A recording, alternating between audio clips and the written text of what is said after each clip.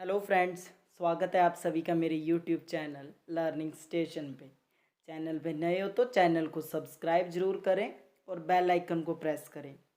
आज इस वीडियो में हम जिस टॉपिक के बारे में डिस्कस करने जा रहे हैं वह है हमारा नॉलेज एंड करिकुलम के यूनिट सेकंड का third chapter, that is basis of curriculum, जिसमें हमारे पास सिलेबस में है फिलोसफिकल, साइकोलॉजिकल एंड सोशियोलॉजिकल। तो वैसे तो इसके कई सारे हैं परंतु हमारे सिलेबस में ये तीन ही हैं। तो चलिए इनके बारे में डिस्कस करते हैं।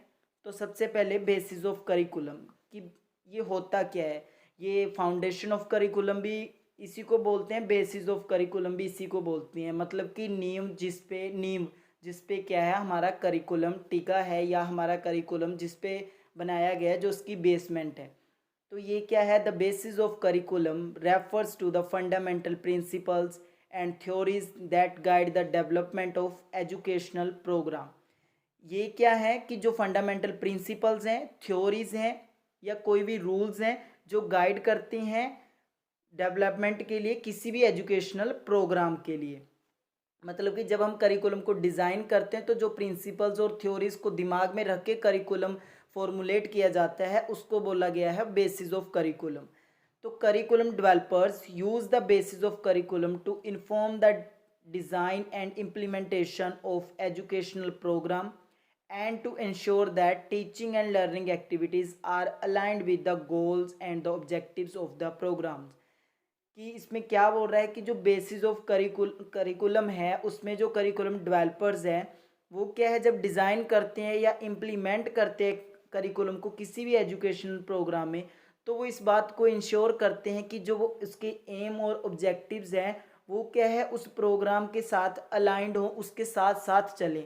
और क्या है, जिन प्रिंसिपल्स पे और जिन रूल्स पे वो बेस्ड होना चाहिए उनको क्या है दिमाग में रख के ही हमारा करिकुलम इस तरीके से डिज़ाइन किया जाता है।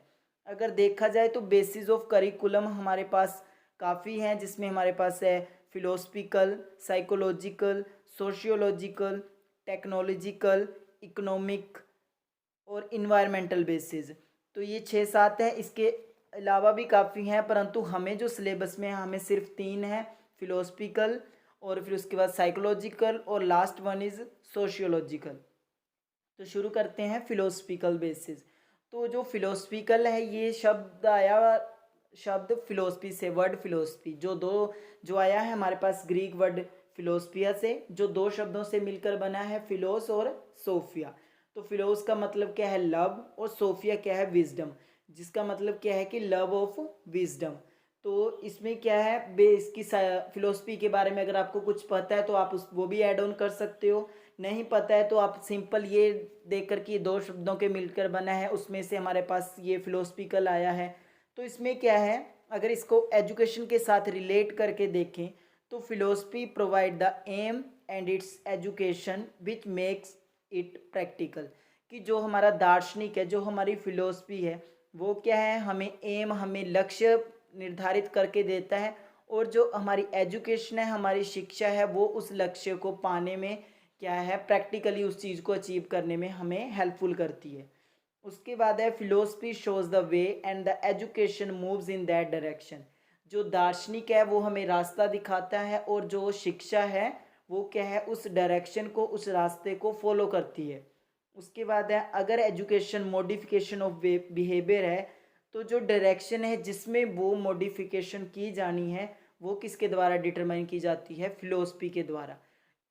एजुकेशन के इस रिलेशन की वजह से ही जब करिकुलम डिज़ाइन किया जाता है तो ये जो उसकी बेसिस है जिस पे करिकुलम हमारा बना है, हमारा करिकुलम खड़ा है, जो उसका ढांचा है, तो वो सबसे पहली नींव उसकी क्या है, फिलोसफिकल। इसकी कुछ ब्रांचेस फिलोसफी की देखें तो जैसे कि मेटाफिजिक्स हो गया, एपिस्टेमोलॉजी हो गया, एथिक्स हो गया जिसमें मोरालिटी के बारे में डिस्कस करते हैं, एस्थेटिक हो गया, एट्सेट्रा। उसके बाद है philosophy is considered as one of the major basis और foundation of curriculum.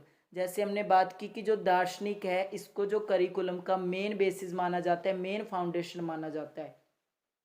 Since the selection of the curriculum topics and activities depends upon the philosophy of education.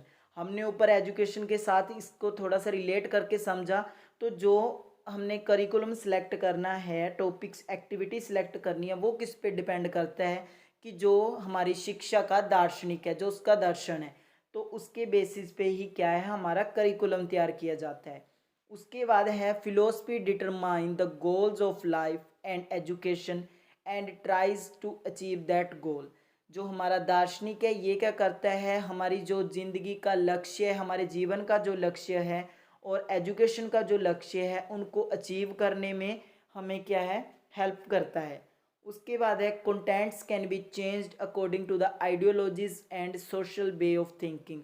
कि जो सोचने का नज़रिया है और जो हमारी आइडियोलॉजीज़ है, अलग अलग डिफरेंट सोशल आइडियोलॉजीज़, उसके अकॉर्डिंग क्या है कंटेंट को चेंज किया जा सकता है, रिवाइज्ड किया जा सकता है। जो फिलोसफी है वो हेल्प करती है हमें क्या पता करने में, नेचर ऑफ पीपल, इंसानों के नेचर के बारे में, उनके स्वभाव के बारे में, source of truth and value की जो सत्य है, जो मूल्य है, उनका जो सोर्स है वो क्या है, role of teacher school and student, कि जो हमारा अध्यापक है, हमारे जो छात्र या छात्राएं हैं और जो हमारा विद्यालय है, उनका जो रिलेशन है, उसका जो एक दूसरे के साथ रोल है, उसको डिटरमाइन करता है ये जो फिलोसफी है। उसके बाद है एम ऑफ एजुकेशन, जो शिक्षा का उद्देश्य है, लक्ष्य है। उसके बाद है मेथड्स ऑफ टीचिंग, कि कौन से मेथड से क्या है टीचर को पढ़ाना चाहिए बच्चों को, या कौन सी स्ट्रेटजीज यूज़ करनी चाहिए अकॉर्डिंग टू फिलोसफिकल बेसिस। तो हमें पता है, हम पिछली उसमें बीएड फर्स्ट सेमेस्टर में आपने पढ़ा होगा इसके फिलोसफी के स्कूल्स ऑफ फिलोसफी। तो इसमें हमारे पास फर्स्ट है आइडियलिज्म। आइडियलिज्म दिया गया था प्लाटो के द्वारा, जो उसके चीफ एक्सपोनेंट थे। उनके अकॉर्डिंग क्या था, according to idealism the curriculum should help to strengthen inner goodness and moral values.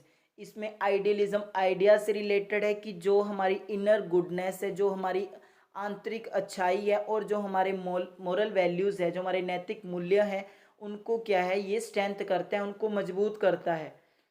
Self realization reality lies in the thoughts, ये आइडियाज़ के बारे में बात कर रहा है कि जो हमारा स्वयं के बारे में स्वचिंतन है, रियलाइजेशन है, वो क्या है थॉट्स में, हमारे आइडियाज़ में निर्भर करता है। उसके बाद ये बात कर रहे हैं कि करिकुलम ऐसा होना चाहिए। उसके बाद ये बोलता है कि curriculum should given good mental experience, कि जो हमारा करिकुलम है वो इस तरीके से होना चाहिए कि हमारे जो दिमागी, जो हमारा कसरत है, हमारे दिमाग को क्या है वो एक अच्छा अनुभव प्रदान करे। उसके बाद है करिकुलम शुड कंसिस्ट ऑफ, तो इसमें उन्होंने सब्जेक्ट्स की बात की है कि कौन कौन से सब्जेक्ट्स होने चाहिए, जिसमें हमारे पास है arts, science, religion, philosophy, literature, history, maths, sports to provide all type experience. इसके साथ साथ वो क्या बोल रहे हैं कि फिजिकल एजुकेशन भी होनी चाहिए, जो क्या है बच्चों को सभी प्रकार के एक्सपीरियंसेस प्रोवाइड करती हैं, physically as well as mental. उसके बाद हमारा सेकंड स्कूल है प्रैग्मेटिज्म। तो प्रैग्मेटिज्म के जो एक्सपोनेंट थे वो थे हमारे जोहन डीवी। जो ये इनका मेन फोकस था वो था लर्निंग बाय डूइंग। जो प्रैग्मेटिज्म है ये प्रैग्मा शब्द से आया है, आप इसको ऐड ऑन करना चाहते हो तो कर सकते हो, जिसका मतलब होता है एक्शंस, टू डू एक्शंस। जब हम करके कुछ सीखते हैं तो वो क्या है, जोहन डीवी उस चीज़ के फेवर में थे, उन्होंने बोला कि बच्चों को लर्निंग बाय डूइंग करवानी चाहिए। उसी बेसिस पे इन्होंने बोला कि करिकुलम में ये चीज़ें भी ऐड होनी चाहिए और करिकुलम ऐसा होना चाहिए। According to pragmatism the curriculum should include practical activities. देखिए इन्होंने एक्टिविटीज़ के बारे में बोला है, इन्होंने हैंड ऑन एक्टिविटीज़ जो कि लर्निंग बाय डूइंग, और बाकी जितनी एक्टिविटी बेस्ड लर्निंग है उनके बारे में इनका ज़्यादा फोकस जो लर्निंग बाय डूइंग का प्रिंसिपल है उस पर बेस्ड था। It should based on the utility principle, कि जो हमारा लीजर टाइम है, हम फ्री टाइम है, उसको क्या है यूटिलाइज करें, बच्चों को क्या है एक्टिवली इन्वॉल्व करके क्या है लर्निंग बाय डूइंग करवा के, हैंड ऑन एक्सपीरियंस करवा के बच्चों को क्या है इन्वॉल्व किया जाए ताकि उनकी एक्टिव पार्टिसिपेशन हो। उसके बाद है चिल्ड्रन के इंटरेस्ट के अकॉर्डिंग होना चाहिए। Principle of integration of subjects, कि जो बच्चों को टीच करने हैं सब्जेक्ट्स वो क्या है इस तरीके से करिकुलम डिज़ाइन हो कि वो इंटीग्रेटेड हो, एक दूसरे के साथ लिंक्ड हो, एक सब्जेक्ट की नॉलेज हम दूसरे सब्जेक्ट में अप्लाई कर सकें, या एक का कॉन्सेप्ट हमें दूसरे में हेल्पफुल हो। उसके बाद है इसमें जो मेन स्ट्रेस था प्रैग्मेटिज्म में वो फिजिकल ट्रेनिंग पे था, सोशल स्टडीज़ पे था, मैथ्स पे था, साइंस पे था। मैथ्स और साइंस ऐसे सब्जेक्ट हैं जिनको क्या है, हर जो साइंस का फिलोसफी के स्कूल्स थे उन्होंने बोला है कि मैथ्स और साइंस तो होने ही चाहिए, तो ये हर उसमें करिकुलम में आ जाएगा।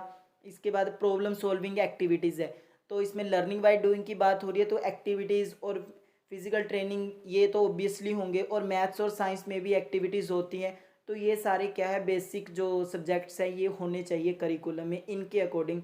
इसमें क्या बोला है कि जो इसमें टीचर होता है वो एज ए फैसिलिटेटर होना चाहिए, जो क्या है बच्चों को एज ए उनकी हेल्प करे, ना कि उनको गाइड करे कि तुम ऐसा करो। वो उनकी लर्निंग है वो कर रहे हैं, उनको सिर्फ फैसिलिटेट करे, ना कि उनको जो अथॉरिटी है एज ए अथॉरिटी उनको वो करे कि तुमने ऐसा ही करना है।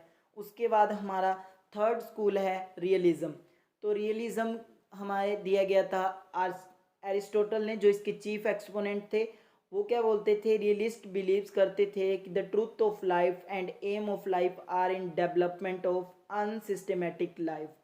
कि जो हमारी लाइफ का सत्य है, हमारी ज़िंदगी का सच है, और जो हमारे जीवन का क्या है उद्देश्य है, वो क्या है, एक डेवलपमेंट ऑफ जो हमारी अनसिस्टमेटिक लाइफ है उसकी डेवलपमेंट में है। उसके बाद the realist curriculum consist organized separate subject matter of the physical world. इनका मेन फोकस क्या था, ये रियलिटी पे ज़्यादा फोकस करते, तो इन्होंने बोला कि जो हमारा सब्जेक्ट मैटर है वो ऑर्गेनाइज्ड होना चाहिए, कंसिस्टेंट होना चाहिए टू द फिजिकल वर्ल्ड। ये जो इनका मेन फोकस है, इनका ऑब्जेक्ट फिजिकल वर्ल्ड पे ज़्यादा फोकस किया था इन्होंने, जो रियलिटी में एग्जिस्ट करते हैं उनके बारे में ज़्यादा इन्होंने एम्फेसाइज किया था। इन्होंने किस चीज़ पे, किस सब्जेक्ट पे या किस कंटेंट पे एम्फेसाइज किया था, ये बोलते थे कि नॉलेज बेस्ड होना चाहिए करिकुलम, सब्जेक्ट सेंटर्ड होना चाहिए करिकुलम, और इसमें बोला था कि ह्यूमैनिस्टिक एंड साइंटिफिक सब्जेक्ट्स भी होने चाहिए। तो इसमें हमें जो सब्जेक्ट्स इन्होंने दिए, इन्होंने बोला है साइंस, वोकेशनल एजुकेशन, उसके बाद physical education, maths, drawing, gymnastic, music, वो सारे सब्जेक्ट जो क्या है फिज़िकल वर्ल्ड में अवेलेबल हो। या इन्होंने मेन फोकस इनका था कि जो मतलब ऑब्जेक्ट्स होते हैं उनसे रिलेटेड ही था, तो इन्होंने ऐसे सब्जेक्ट्स को ज़्यादा फोर्स किया या फोकस किया ऐसे सब्जेक्ट्स को करिकुलम में डालने को कि जो क्या है एक्चुअल में हमारे फिज़िकल वर्ल्ड में प्रेजेंट है। उसके बाद है हमारा नेक्स्ट बेसिस साइकोलॉजिकल बेसिस। तो इसमें आप साइकोलॉजी की डेफिनेशन, साइकोलॉजी के बारे में जितना आपको पता है उसको तोड़ के, कि दो शब्द साइको और लोगो से मिलकर बनी है, जिसमें क्या है बिहेवियर, माइंड, इनके बारे में क्या है स्टडी की जाती है। अगर आप ऐड ऑन करना चाहते हो तो आप कर सकते हो। देखें तो इसमें क्या है, जो साइकोलॉजिकल बेसिस है ये क्या कहता है, it refers to the theories of learning and development that informs education practices, understand how student learn and develop is essential for developing curricula. कि इसमें क्या है, इसमें बच्चे की साइकोलॉजी से रिलेटेड है कि करिकुलम बनाते वक्त जो बच्चे की साइकी है, जो बच्चे की मेंटल एज है, बच्चे का इंटरेस्ट है, उसका अंडरस्टैंडिंग लेवल है, उसको ध्यान में रखकर ही क्या है करिकुलम बनाया जाना चाहिए। इसमें क्या है, इट ले emphasis on child centred curriculum. अभी इसमें क्या है, साइकोलॉजी में पहले तो ट्रेडिशनल मेथड में ऐसा था कि टीचर सेंटर्ड या सब्जेक्ट सेंटर्ड था, परंतु अब जैसे जैसे एडवांसमेंट हो रही है तो बोला जाता है कि चाइल्ड सेंटर्ड एजुकेशन ही होनी चाहिए according to students learners needs. तो उनके बारे में ज़्यादा बात हो रही है, सेंटर मेन फोकस किन पे है, चिल्ड्रंस पे, लर्नर्स पे। तो इसलिए क्या है, जो हम साइकोलॉजिकल बेसिस है ये क्या है, मेन फोकस, मेन इनका जो एम्फेसिस होता है वो होता है कि जो हमारा करिकुलम है वो चाइल्ड सेंटर्ड हो। To get a desirable change in the behaviour of child, psychological studies focus on the child's interest, need, abilities, growth and aptitudes. कि बच्चे के इंटरेस्ट को, उसकी नीड्स को, जो उसकी आवश्यकताएं हैं, उसकी एबिलिटीज़, क्षमताएं, उसकी ग्रोथ, जो उसका विकास हो रहा है, और उसका एप्टीट्यूड, उसका जो नज़रिया है, उसकी जो एबिलिटी है कुछ ग्रैस्प करने की, उसके अकॉर्डिंग ही क्या है हमारा जो करिकुलम है होना चाहिए, उनकी एज के, उनके नीड के, उनके इंटरेस्ट के according. These essentials should be taken into consideration when designing and developing the curriculum। कि जब हम करिकुलम डेवलप करते हैं तो हमको जो नीचे दिए गए बेसिक्स हैं इनको दिमाग में रख के ही करिकुलम डेवलप करना चाहिए। जो कि हमारे पास क्या है, growth and development of child, कि बच्चे का विकास कितना हुआ है।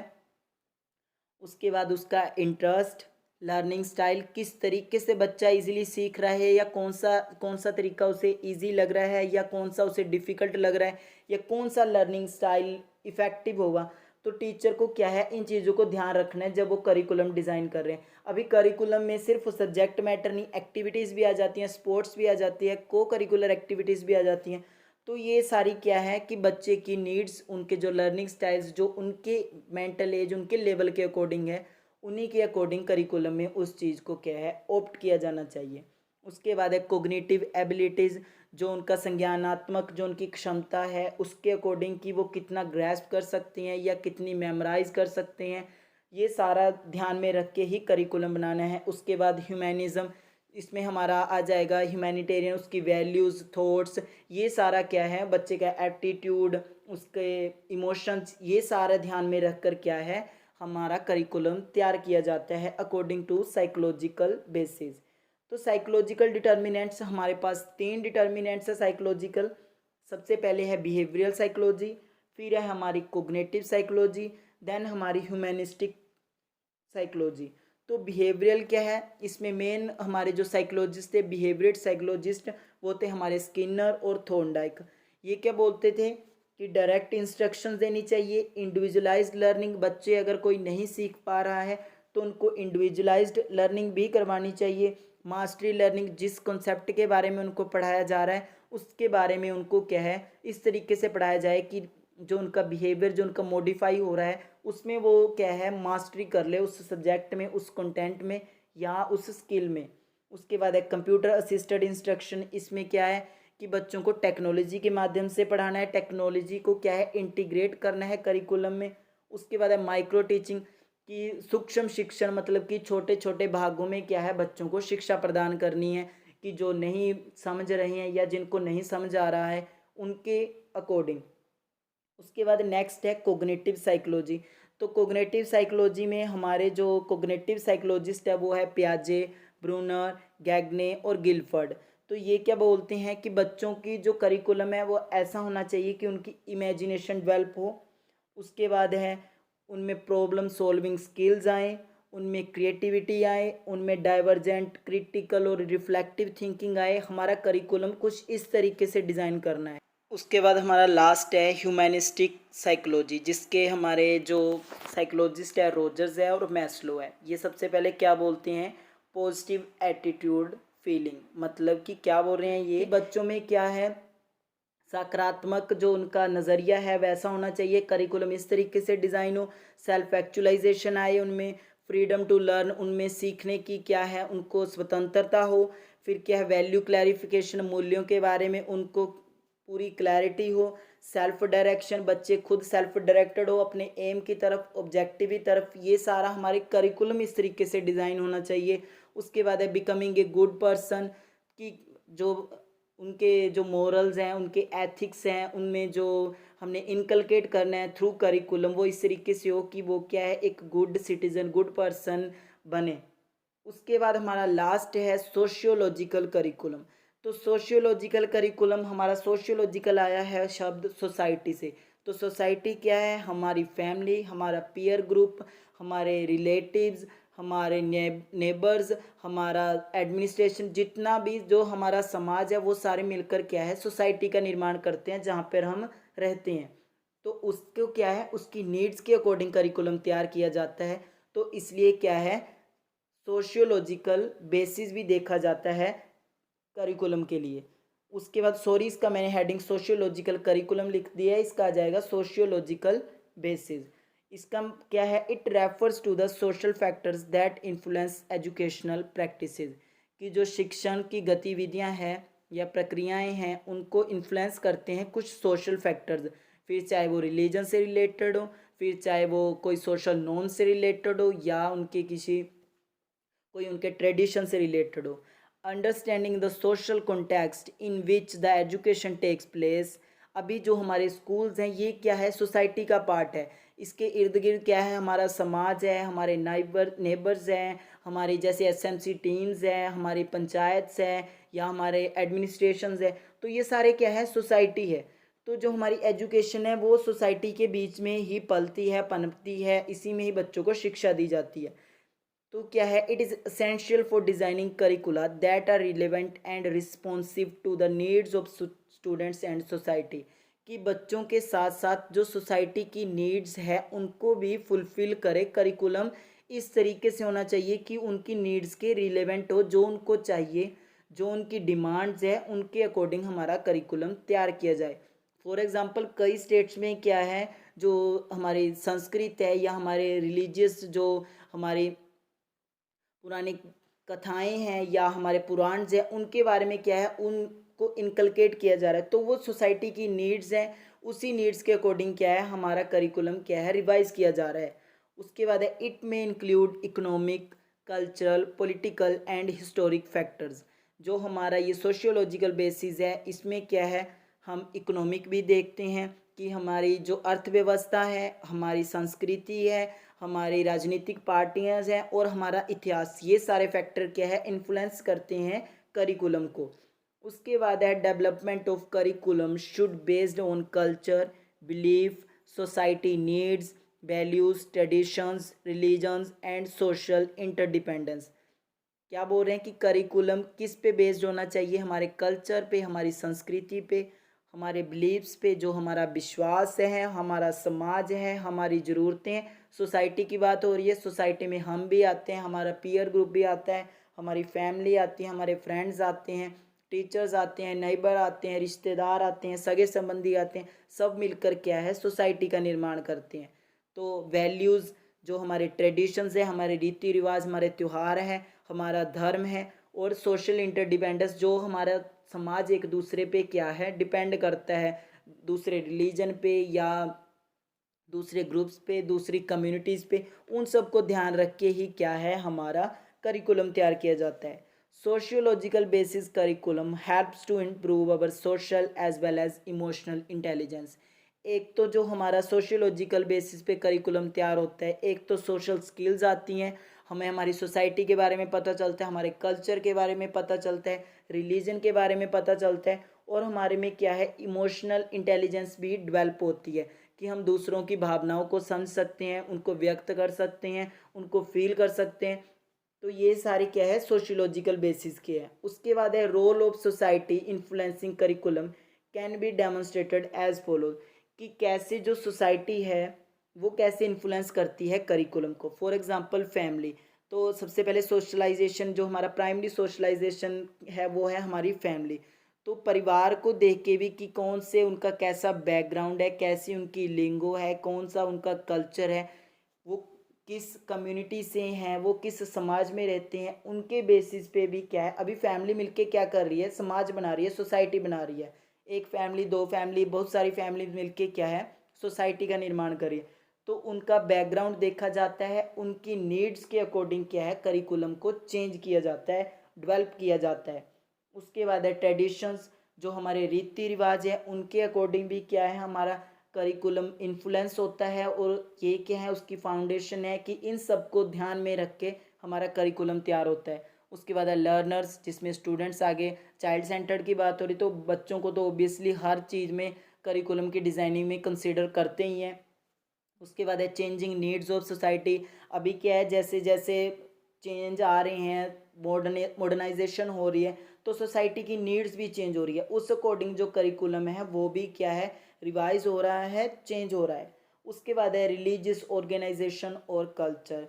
जो धार्मिक ऑर्गेनाइजेशन है, संगठन है या संस्थाएं हैं, उनकी वजह से भी, और जो हमारा कल्चर, हमारी संस्कृति है वो भी इन्फ्लुएंस करती है करिकुलम को। दस द करिकुलम शुड इंक्लूड, तो इसके अकॉर्डिंग जो हमारा करिकुलम है उसमें क्या क्या होना चाहिए। सबसे पहले उसमें सोशल फैक्ट्स होने चाहिए, हमारे समाज के बारे में जो तथ्य हैं, जो हमारे समाज के मूल्य हैं, या हमारे समाज के जो सच है, जो हिस्ट्री है वो होनी चाहिए। इसके रिफॉर्म्स होने चाहिए, क्या क्या इसमें चेंजेस आए हैं, इसके नॉर्म्स क्या है, वैल्यूज़ क्या है हमारे समाज की। हमारा कल्चर होना चाहिए, हमारी मॉडर्न आइडिया इंक्लूजन, जो अभी मॉडर्न आइडियाज़ आ रही हैं, फॉर एग्जांपल चाहे वो फिलोसफी से आए चाहे साइकोलॉजी से आए, जो सोसाइटी में घूम रही हैं या रिमूव क्या बोलते हमारे इर्द गिर्द घूम रहे हैं, उनको क्या है इंक्लूड करना है। और सोशल नीड्स, जो समाज की नीड्स है उनके अकॉर्डिंग हमारा करिकुलम तैयार किया जाना चाहिए। तो ये थे हमारे सोशियोलॉजिकल बेसिस। तो हमने पढ़े बेसिस ऑफ करिकुलम की, जो करिकुलम के जो फाउंडेशन है, जो उसकी नींव है, उसका जो ढांचा जिस पे तैयार किया जाता है वो कौन कौन से है। वैसे तो 6-7 है पर सिलेबस में हमारे 3 है, तो हमने 3 ही डिस्कस किए, फिलोसफिकल, साइकोलॉजिकल और सोशियोलॉजिकल। तो आज के लिए इतना ही था। वीडियो अच्छी लगी हो तो वीडियो को ज़्यादा से ज़्यादा शेयर करें, चैनल को सब्सक्राइब करें। Thanks for watching.